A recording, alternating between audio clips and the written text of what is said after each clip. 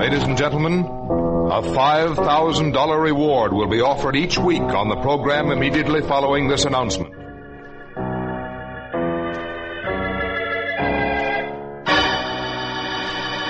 You out there, you who think you've committed the perfect crime, the perfect murder, and that there are no clues, no witnesses, that your identity is unknown. Listen. Somebody knows. Yes, you, wherever you may be, no matter where you're hiding. Somewhere, sometime, someone listening to this program is going to bring you to justice. Yes? Somebody knows.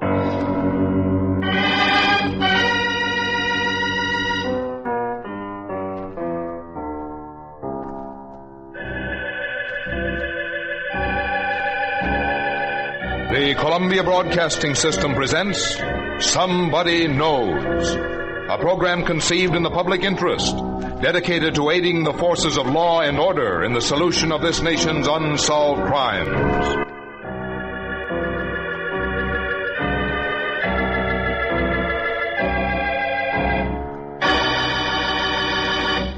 Ladies and gentlemen, we're going to recreate for you tonight all the known facts in an actual unsolved murder.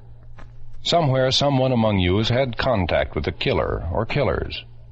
Someone whose identity need never be known has seen evidence or possesses information that can lead to the solution of this crime. In the public interest, the Columbia Broadcasting System offers a $5,000 reward for information leading to the arrest and conviction of the killer in this unsolved murder. We ask you then to please listen carefully, for you may be the one to win this reward. Somebody knows. It may be you.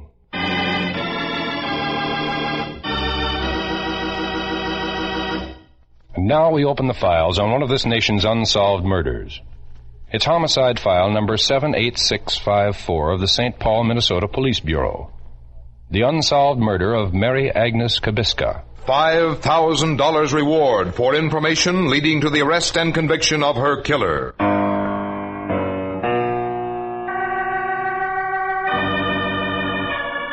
The month is December, the year 1949. In a classroom on the campus of the University of Minnesota at Minneapolis, Dr. Stark R. Hathaway, professor of clinical psychology in the Department of Psychiatry and Neurology, is conducting a seminar with a graduate class. Listen carefully, please, because unknown to him at the time, this has a direct bearing on the case we're bringing to you tonight.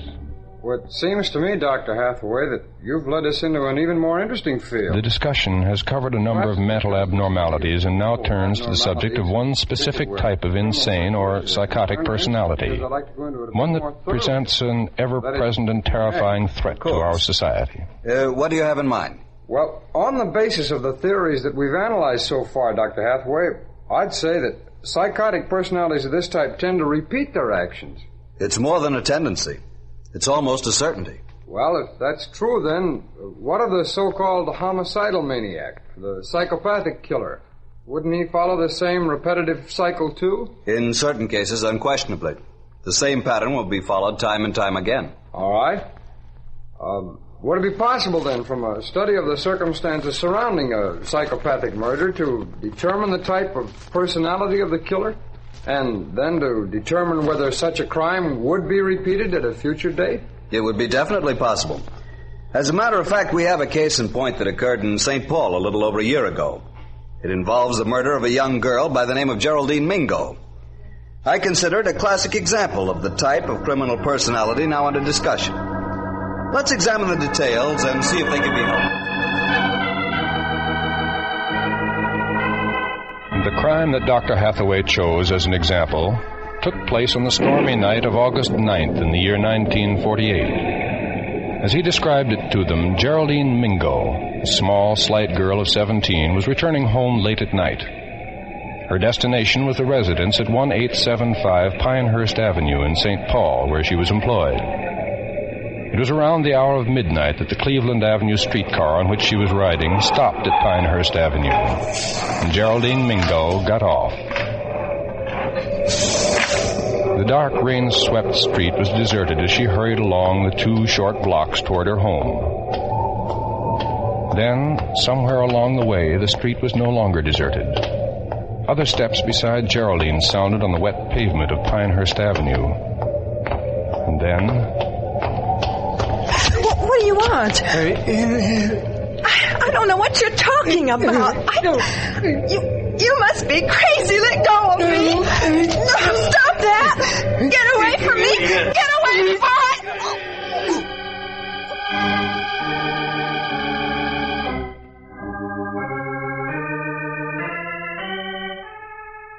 Dr. Hathaway reminded his class that Geraldine Mingo's body was not found until the following morning, in an alley some 3 miles from where the murder had occurred.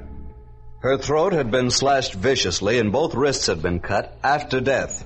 What's more, she hadn't been robbed or criminally assaulted. Geraldine Mingo was a quiet, rather withdrawn girl, and she had very few friends or acquaintances. At the time, no possible motives for the crime were evident. Doctor? Gentlemen, it is my conclusion that Geraldine Mingo was killed by a psychopathic slayer. Dr. Hathaway? Yes.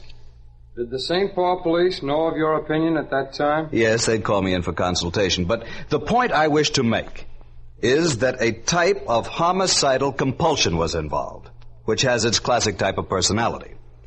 A psychopathic personality that will react in a predictable fashion to a predictable set of circumstances. In the case of the murder of Geraldine Mingo, the circumstances were these. She was a small girl, underweight. She was shy and with few friends.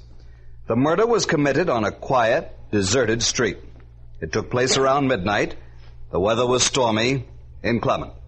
The girl had been riding a public conveyance on Cleveland Avenue. She got off alone, started to walk alone to her destination several blocks away. It is my belief that when a similar set of circumstances occurs in the future, and it will occur, the psychopathic slayer who took the life of Geraldine Mingo will almost certainly kill again.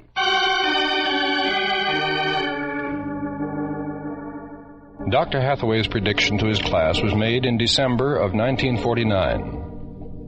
On the evening of January 14th, 1950, a certain set of circumstances begins to form. The time is approximately 7:30 p.m. The place, the residence of Orlando Teshion, music teacher and composer at 1899 Princeton Avenue, St. Paul, Minnesota. Mary Agnes Kabiska, adopted daughter of Mr. Teshion, is preparing to leave the house. You sure you won't change your mind and go with me, Father? No, Mary, no, not tonight. Not even for a performance of the ballet Russe? No, not even for that, my dear. I'm afraid my love for the ballet cannot transcend my dislike for this miserable weather we're having. And with this cold of mine... Well, of course, Father, I understand. Are you certain you wish to go, Mary? To see a performance of the ballet Russe? You know I couldn't miss that. Yes, I do know. But on such a night as this, and to go alone... sometimes I wish I hadn't catered so to your love of music.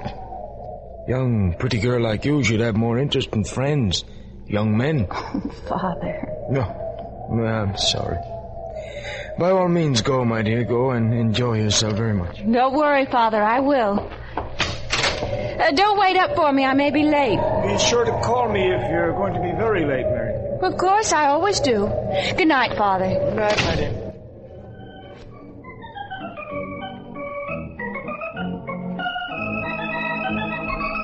The performance of the ballet Russe is a brilliant one. The audience at Northrop Auditorium sits enthralled by it. But at 10:45, a full 30 minutes before the ballet will be over, almost as though she'd remembered an important appointment, Mary Agnes Kabiska suddenly rises to her feet and leaves.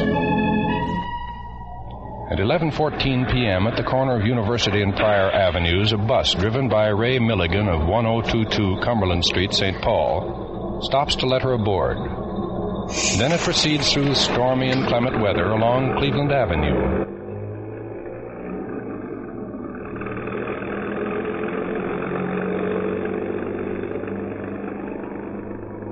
It is now 11:30 p.m., a half hour before midnight, and the bus stops at the intersection of Cleveland and Princeton Avenues. And Mary Agnes Kabiska gets off at the same corner where she'd first taken a bus 4 hours before. And And then her small, frail figure starts along the dark, deserted sidewalk toward her home, 2.5 blocks away.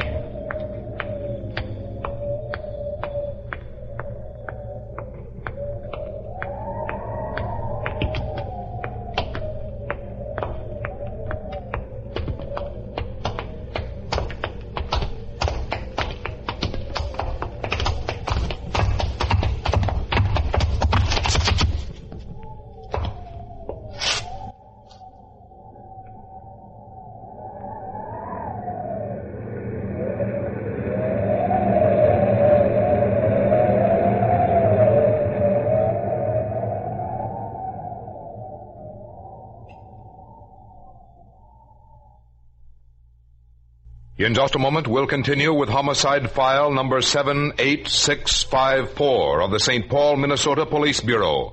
The unsolved murder of Mary Agnes Kabiska.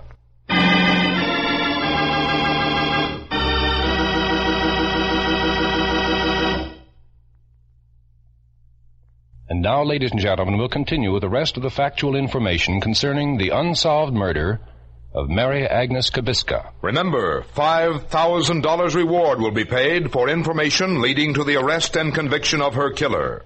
And the name and identity of the person supplying that information need never be known.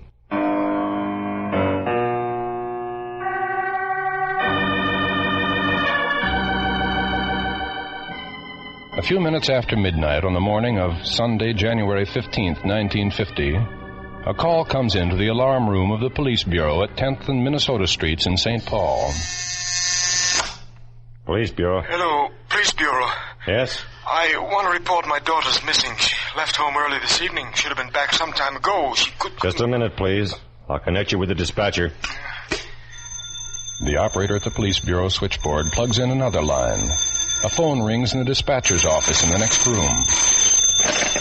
Dispatcher. I would like to report my daughter's missing. I'm very worried about her. I'd like to... What is your name, sir? Teshin, Orlando Teshin. How do you spell that, please? T-E-S-C-H-I-O-N, Teshin. T-E-S-C-H-I-O-N. Yes, and your daughter's name? Mary Agnes Kabiska. She's my adopted daughter. She left home early this evening. How do you spell Kabiska, Mr. Teshin? Kabiska, K-A-B-I-S-K-A.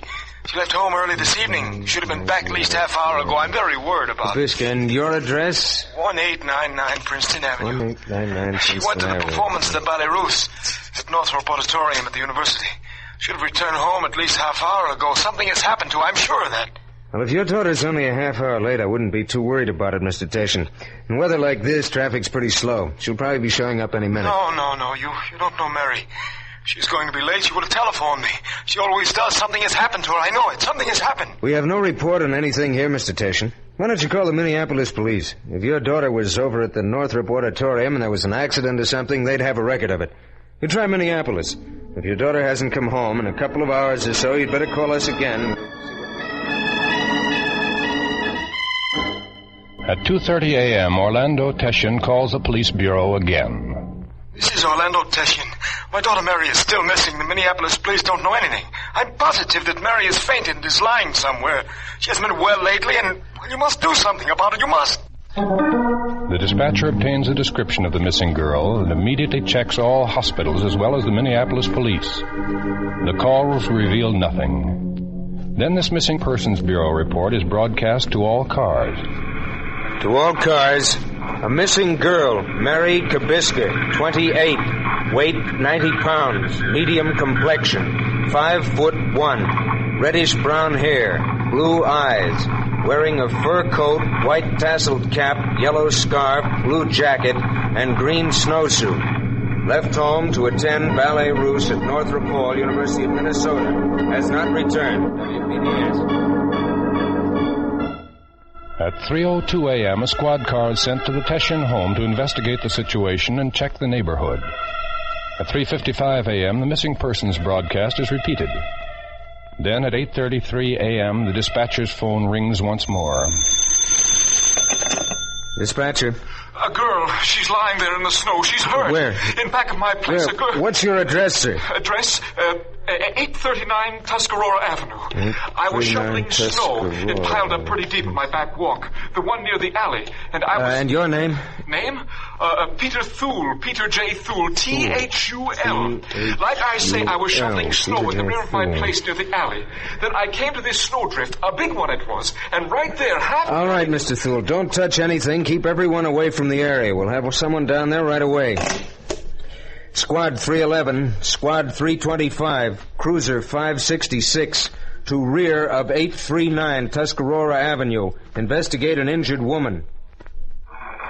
Squad 311, going to rear of 839 Tuscarora. 325, 839 Tuscarora. Cruiser 566, 839 Tuscarora. 8:35 a.m., WPDS.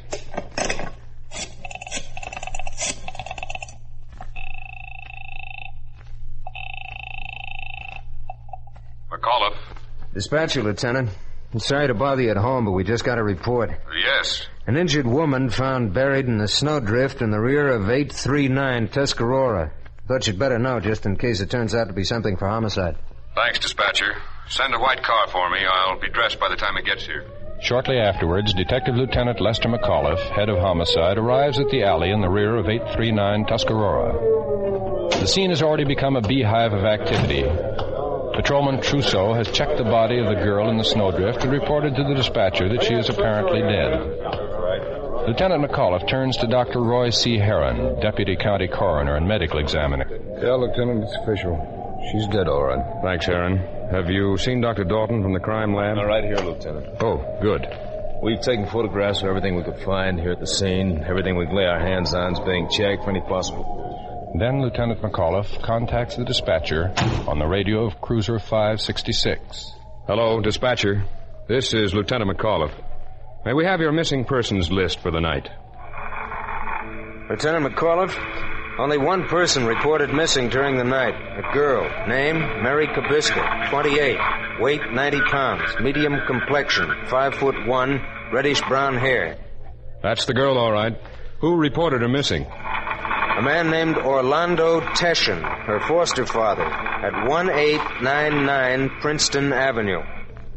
Send a car to pick him up and take him to the morgue for official identification. The body will be there by the time he arrives. And you better notify Chief Tierney. He's going to be very interested in the coroner's report on the killing of Mary Kabiska. The post-mortem examination is made by Deputy Coroner Heron. Upon its completion, Lieutenant McAuliffe takes the report to the office of Chief of Police Charles J. Tierney. A number of jagged cuts begin at right side of neck and become deeper as they approach the left. 3 stab wounds penetrate the neck and emerge on the left side below the angle of the jaw. The trachea was severed across. There's a deep cut on the right wrist. No evidence of criminal assault.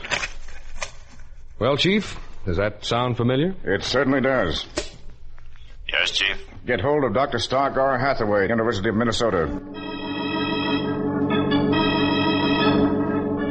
Contact is established with Dr. Hathaway, and he leaves immediately for the police bureau. Upon his arrival, he goes at once to Chief Tierney's office. Doctor, you remember the killing of Geraldine Mingo? Quite well. Oh, of course.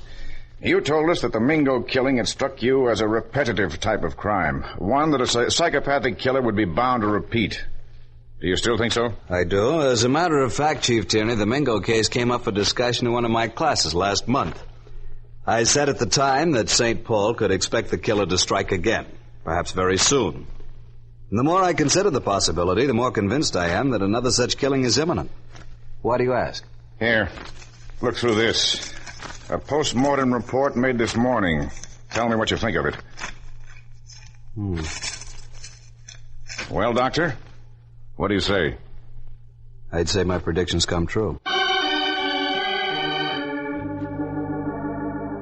With the full cooperation of the St. Paul Police Bureau, Dr. Hathaway immediately begins an exhaustive investigation of all the facts and circumstances surrounding the murder of Mary Agnes Kabiska. Meanwhile, Detective Lieutenant McAuliffe pursues a relentless examination and inquiry into every possible motive, every possible suspect or clue that might have even the remotest connection with her death. Relatives are questioned, neighborhood gossip investigated, telephone tips followed up. With a thoroughness typical of the St. Paul police, over 500 persons are interrogated. The results? Negative.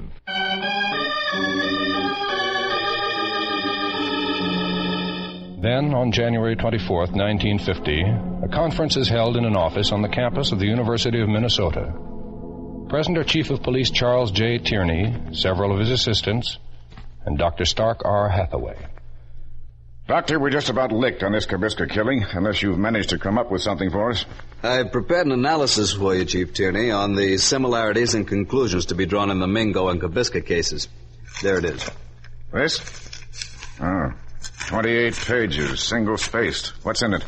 Among other things, 21 points of similarity in the two killings. Similarities that indicate to me the repetitive nature of the crimes and that the killer is a psychopath.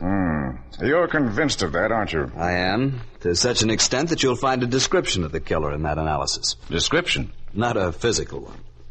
A personality analysis that I've been able to make after reviewing the facts in these two cases.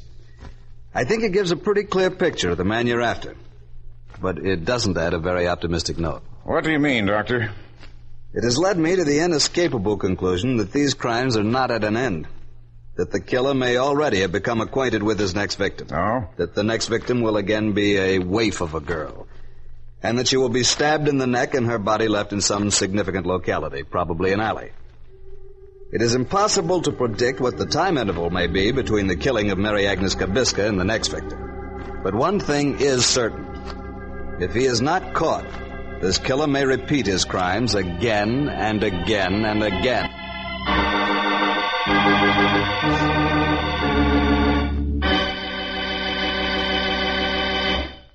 Now listen carefully, please. Listen, all of you, wherever you may be. We're going to give you a recapitulation of all the pertinent facts in the unsolved murder of Mary Agnes Kabiska, including Dr. Hathaway's personality description of her killer. Better make a note of them. And remember, by following the instructions we shall give you in a moment, you may be the one to earn a $5,000 reward. Now here are the actual facts in the case. Mary Agnes Kabiska, 28 years of age, was stabbed to death somewhere in the vicinity of her home at 1899 Princeton Avenue, St. Paul, Minnesota. The date? Early morning, Sunday, January 15th, 1950.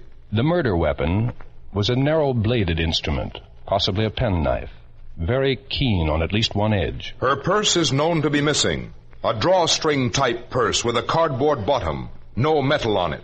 The purse is black, with gold thread running through it in stripes. Inside the purse should have been her keys and a pair of opera glasses, lorgnette type, with mother-of-gold coating in a pinkish cast. Also missing is the double mitten from her right hand. The inside mitten was black. The outside one was black with an embroidered flower in red with green leaves. It is the theory of Dr. Stark R. Hathaway, professor of clinical psychology at the University of Minnesota, that the murder of Mary Kabiska is the second in a series of repetitive crimes performed by a psychopathic killer. Here is Dr. Hathaway's point-by-point analysis of that killer. Please listen very carefully. Point number 1. The man is somehow connected with the neighborhood in which the killing took place. 2. He has an automobile, probably an inconspicuous one, possibly a small truck. Number 3. He has time to roam the neighborhood on at least some nights of the week around the hours of 10 p.m. to 1 a.m., either in the car or on foot. 4. The killer had opportunity to hear about Mary Kabiska. Very likely knew her, at least by name. Possibly because he is in a business that contacts the public. 5. He is probably between 20 and 45 years of age. 6. He is likely to be married, with a probable deep maladjustment in that marriage. 7. This man may be intelligent and a capable person who is thought of as reliable. He may have a good job or be in business.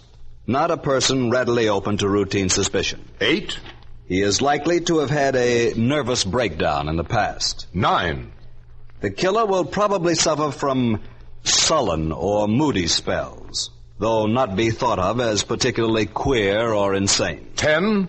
He will probably be considered as having less than average interest in women and girls. 11. The killer usually carries the knife with him. You've just heard Dr. Hathaway's description, his personality analysis of the probable killer of Mary Agnes Kabiska, a psychopathic killer, one who, unless he is caught, will repeat his murderous crimes again and again and again.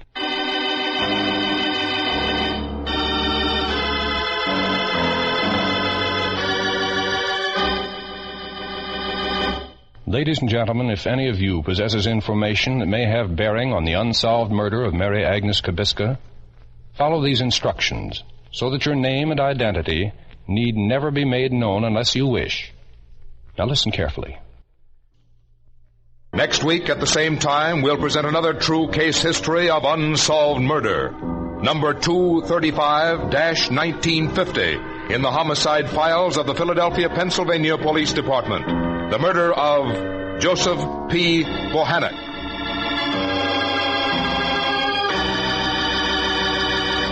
Remember, you out there, you who have murdered in cold blood and think you've gotten away with it, listen. You cannot escape. There is no perfect crime. Remember, you are not unknown.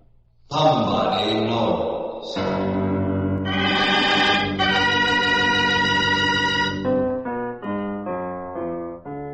Tonight's case was written by Sidney Marshall from information in the files of the St. Paul, Minnesota Police Bureau. Research was by Maurice Zim. Music was composed and played by Milton Charles. Dr. Stark R. Hathaway was portrayed by Harry Barteld. Somebody Knows is a James L. Safier production in association with CBS by arrangement with the Chicago Sun-Times and is based on a copyright owned by W.L. Finstad. It was narrated and directed by Jack Johnstone. Until next Thursday at the same time, this is Frank Goss saying good night for... Somebody knows.